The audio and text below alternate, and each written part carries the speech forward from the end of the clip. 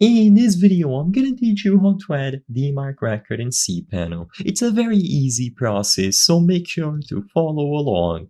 DMARC stands for Domain-Based Message Authentication Reporting and Conformance. You will be able to set up this protocol, and all that you have to do is log into cPanel. When you access your cPanel, under the Domains category, one of the options is going to be Advanced Zone Editor. This is where you will be able to set up and add new DMARC records. So go over to this option, and immediately upon clicking this, you will be able to choose the option and add a new DMARC record. So you will be able to choose the type as TXT and then fill out all of the necessary details. So you will be able to fill out the name, TTL, and then TXT data.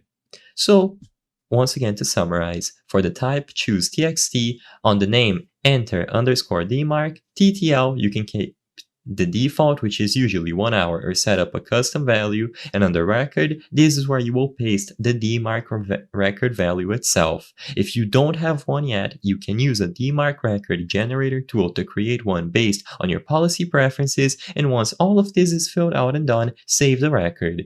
Keep in mind that it can take up to 48 hours for the DMARC record to propagate fully across the internet, and you can monitor DMARC records or reports to see how email authentication is working for your domain.